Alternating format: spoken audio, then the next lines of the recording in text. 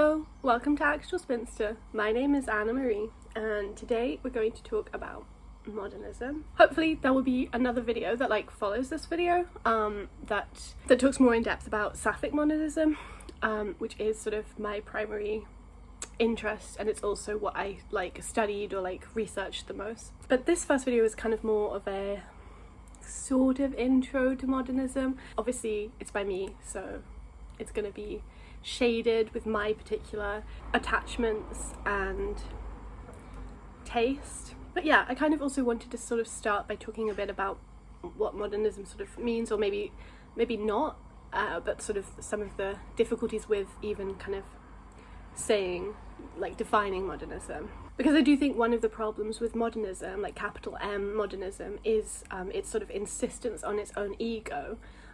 Especially in terms of how that's related to these sort of specific male figures like T.S. Eliot, Ezra Pound, James Joyce, that kind of thing. And then there's this sort of perpetuation where it sort of feels like people remember or sort of lionize those particular figures as the sort of key originators and sort of sole geniuses behind modernism. I hope that this video is going to make sense, even though I'm going to not be especially academic in terms of, defining everything very deeply and clearly. Or maybe academic writing is never very clear, so perhaps that's actually quite academic of me. But the point is that, yeah, I am going to maybe offer some kind of definitions, but not be very specific, at least in the sort of first beginning kind of intro that I want to sort of try to express to you. Yeah, again, it's all weighted from my perspective. The way that I have studied and thought about modernism is as antagonistic to this idea of a one true modernism, and instead is sort of about, maybe more lowercase, queer, anti-capital, anti-colonial, feminist modernisms, and denigrated and forgotten modernisms. Also, I think if you are interested in this sort of idea about what constitutes modernism, then there are some places I would recommend you look, including the New Modernist Studies, which I think is a collection edited by Douglas Mao, and also there's a great journal called Feminist Modernist Studies. I think some of it is not behind a paywall. I'll definitely try to leave a link to it, but if there is stuff in it that you can see that you like but you can't access, then you can just message me and I'll try to get it to you. So one of the foundational problems then with thinking, talking, learning about modernism, and of course other literary movements too, but yeah, we're focusing on modernism right now, and maybe in different ways as well with those different movements, is this sort of sense of authority and canonization that has been, entirely constructed, but also sort of simultaneously invisibilized as a kind of natural product of the men of 1914's genius. And by that phrase, I mean, it's generally indicated to mean Ezra Pound, T.S. Eliot, James Joyce, and Wyndham Lewis, who the sort of story of modernism often just centres around in a way that is very enclosed. There's this one literary critic who said something that I really liked here, so I'm going to read it. So she said, to imagine that this process of canonization took place without recourse to the biographical, without scholarly interest in and even obsession with the legendary biographies of those men, is to rewrite literary history in a particularly damaging way. I'm not here necessarily, I say necessarily because we know how I feel about a lot of these people, but I am not here necessarily to argue that Pound, Eliot, blah blah blah, are bad or not modernist or shouldn't be read or something like that.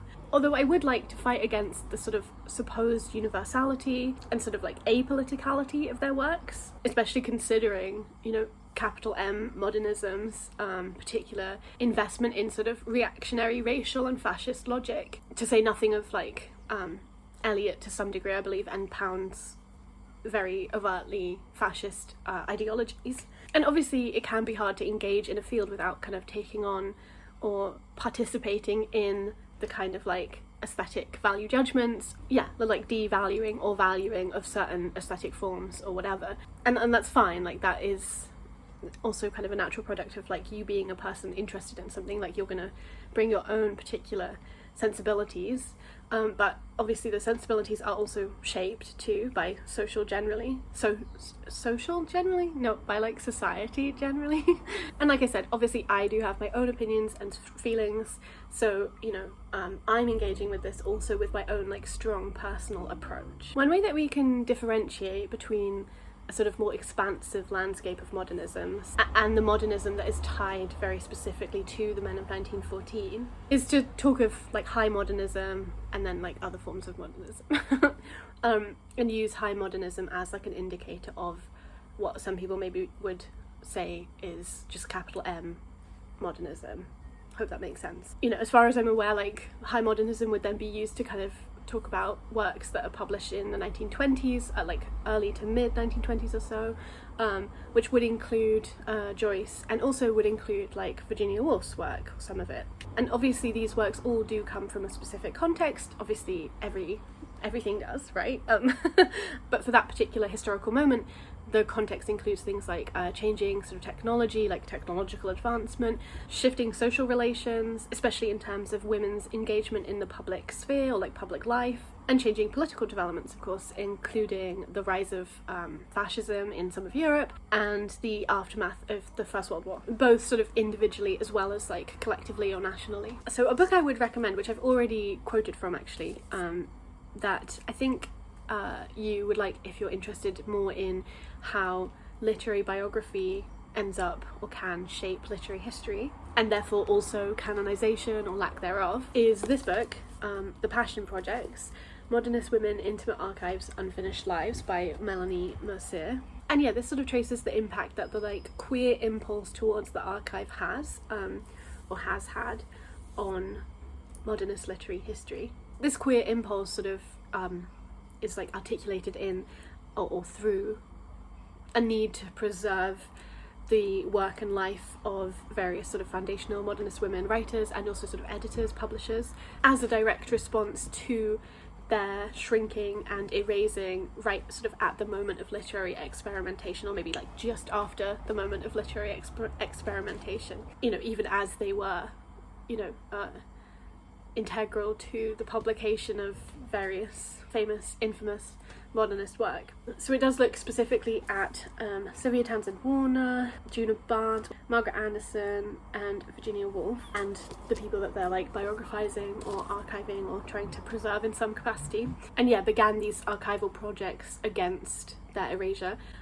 which included like just biographies, or Orlando is the Virginia Woolf example of Vita Sackville West, so sort of fictionalized biography too, as well as like collections of letters and also just sort of like archival work, archive practices. This was also like a way to kind of mark for the future and sort of keep the like, look for the queer reader, look for the survival of queer women who were, you know, foundational to the creation of modernism.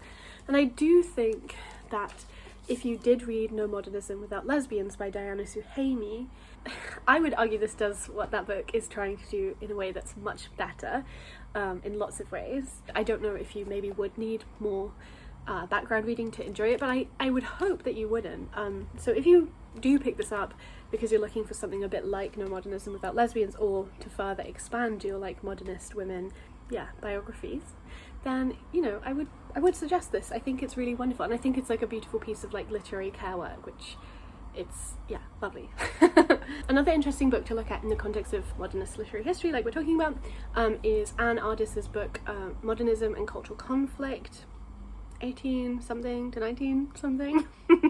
And in this book, Anne Ardis talks about the constructed and contingent nature of modernism, and kind of like reads through various other political and cultural texts as a sort of way to broaden to some degree, but also just to question the like rigid boundaries, the rigid enclosure around modernism, or capital M modernism. She describes the behaviour of the men of 1914 like this: that they credentialed themselves, each other, and the literary field through reference to the scientific precision of poetic observation, the apoliticization of aesthetics, and the elevation of individual consciousness over social action/interaction. There's disagreement between sort of approaching modernism as a specific, already kind of defined category, and accepting it as such, and trying to kind of broaden and expand it. And I mean, I think I can understand arguments for one, and I can also be interested in the other. But, you know, I think it's good to know that there are two kind of major different approaches to modernist studies then. You know, if we keep modernism close to texts that are formally self-conscious, experimental, and have anti-mimetic features, that doesn't mean that such texts are necessarily the most important or representative works of the modern period, which I think is also like a great thing to bear in mind as you're engaging with like modernism and modernist studies.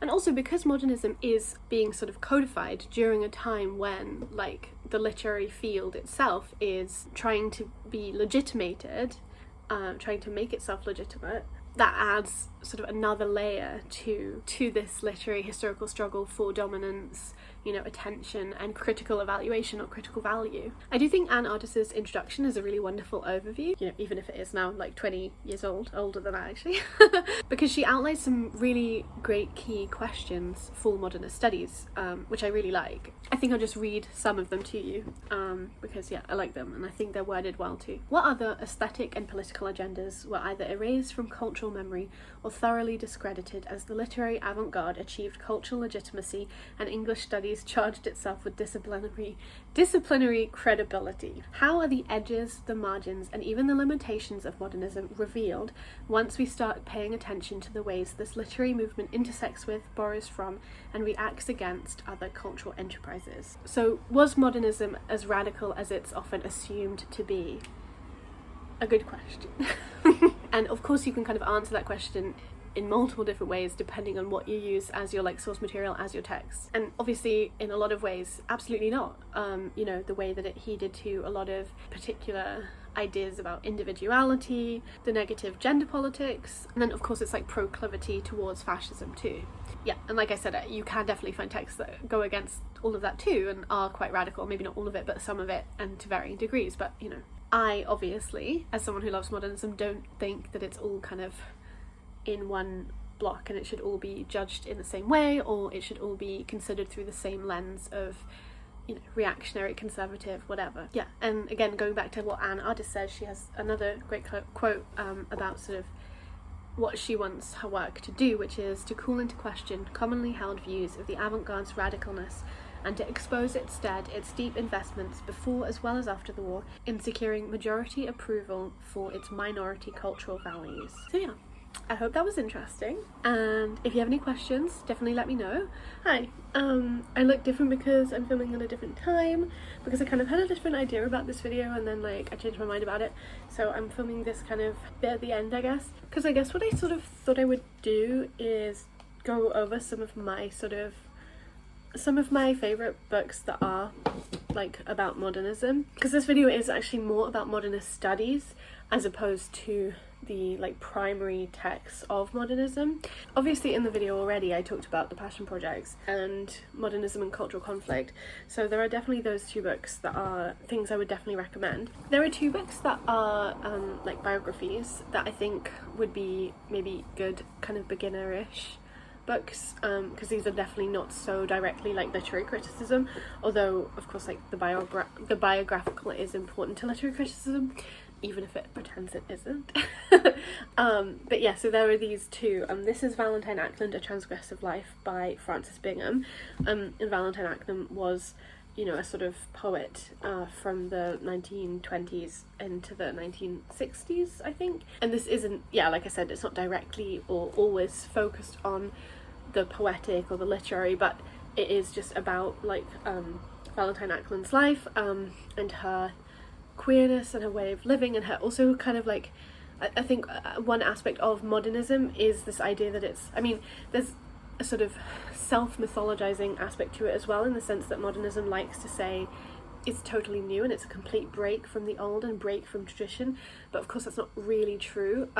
There's definitely still like a through line, or at least that break is much less distinct and clear than people maybe like represent it to be. But one way how the newness is kind of coming in isn't just in terms of like formal experiment, but also like lifestyle experiment, or like sort of, yeah, living a queer and different life. And so I would say that Valentine Ackland kind of does fall inside of that to some degree. And Frances Bingham is like butch, and Valentine Ackland is like butch, gender non-conforming, lesbian, and so it's just a really nice sort of, yeah, biography in that sense too. And then the other one I've also talked a bunch about on this channel, but more recently I guess. This is Square Haunting, 5 Women, Freedom and London Between the Wars by Francesca Wade. Whilst I did have some issues with how they spoke about some of the people in it. Generally, I think it's a good overview or like beginning way to kind of engage with these women. And the 5 women are H.D. or Hilda Doolittle, Dorothy L. Sayers, Jane Ellen Harrison, Eileen Power, and Virginia Woolf. I think the Virginia Woolf chapter is the least interesting, really. The way that this does the biography is not comprehensive through each person's life chronologically. Instead, it focuses on this particular square called Mecklenburg Square, which is where basically all of these 5 women at one point or another stayed, and kind of like traces their experiences and lives in that particular location. So in that sense, I think it's a really nice way to kind of think about like early 20th century like London spaces and women writers, but also academics, because Jane Ellen Harrison and Eileen Power are kind of both academics. And yeah, a lot of them are queer as well. So there's those 2. And then another book that I always talk about is Wayward Lives, Beautiful Experiments. And again, this is kind of also thinking about the way that like modernism and modernist experiment was a way to live too, and not just a way to write. I don't think you necessarily have to argue that like the women and queer people included in this book were modernist, but just that this is from around the same era. But it is also focused on the States, and it's a really wonderful book that brings to life a lot of these like lost voices. I think this book probably is the like fundamental antithesis to the men of 1914 as a kind of literary category of genius, because of the way that this brings individuals to the forefront who have been forgotten, but continues also a deep respect, love and care for the collective, for the chorus or the chorine, and how we can speak about, you know, specific lives and specific forgotten people, and, you know, their bravery and their beauty in how they just constructed their life, without regurgitating or, you know, turning them into saints or into these kind of like male geniuses, because this is specifically about the black women and queer people from the sort of 1890s into the 1920s, 1930s or so, and how they were like living and loving and caring for each other. Just opening a page where I've basically underlined like 60% over the page. I don't think you can see that, but I talk about all of these books a lot, and it's because obviously I love them and I love modernism in as broad a category as possible. I ask the question of like, is modernism as radical as it is often assumed to be? And I think this offers the sort of alternative answer that says yes, because this traces the sort of connection of the avant-garde to especially like socialist but also just left politics in general, and it thinks about how political work, political movements show up in cultural artifacts, like texts, but also various periodicals, collages, like visual art. And then it also thinks about like organising itself as an experimental world making practice, which is in line with avant-garde artistic creation. And I think it's really wonderful as well. There's just lots of really cool, interesting stuff in it. I didn't say the name of this because I talk about it all the time, but this is The Fury Archives, Female Citizenship, Human Rights, and the International Avant-Garde. This book I don't actually think I've read all the way through, but I have definitely read quite a lot of it because I used it for, and there's actually some really great like images, but I used it for an essay I wrote quite a long time ago now, I think, and I had to buy it because the library didn't have a copy in, and then like I had to leave anyway, so if the library did get one in I wouldn't be able to use it or something. Anyway, whatever, that was boring. So this is Fashioning Sapphism, the Origins of a Modern English Lesbian Culture, and it sort of both, I would say, demonstrates and also subverts some of the assumptions that people might make about like visible lesbian, like the idea of the mannish lesbian and how visible she was during the 1920s, especially in the context of the 1928 Radcliffe Hall Well of Loneliness obscenity trial, where Radcliffe Hall's like particular dressing and her whole image and stuff became under scrutiny in a way that like dressing kind of like mannishly or like a garçon or whatever you want to say. Yeah, so this like talks about that, and it kind of speaks to like the sort of secret openness of queer dressing, sapphic dressing, but at the same time how actually it also didn't necessarily demonstrate sexuality. There's also a collection that she edited called Sapphic Modernities, which I would also really recommend. It has a bunch of different essays on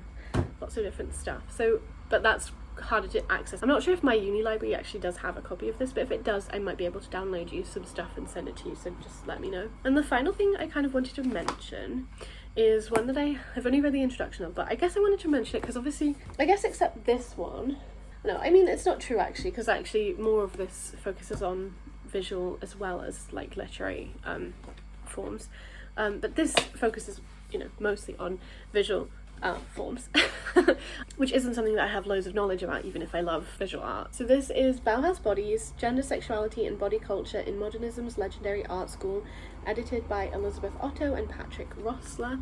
The introduction was really great. I've always like honestly loved Bauhaus like as a school. Like I guess, you know, I just love spaces like that become so like strongly identified like with a particular thing, and like it's so expressive and it's so interesting and it's so creative. And obviously there's loads of issues, and like you know, Bauhaus was founded, I think, was it 1919, either way, interwar, and then was obviously massively impacted by the Nazis, and it was closed down in the like 40s. So it's not to say that those like spaces are sort of apolitical or dreams of utopian, but also there were, you know, I mean, one of the head, like the principles of Bauhaus was like a Marxist and stuff. What am I trying to say? I'm just trying to say that like it's complicated, and whilst it's also really fascinating and sort of alluring in its like creativity and whatever, there's obviously also like hardship and difficulty, but it,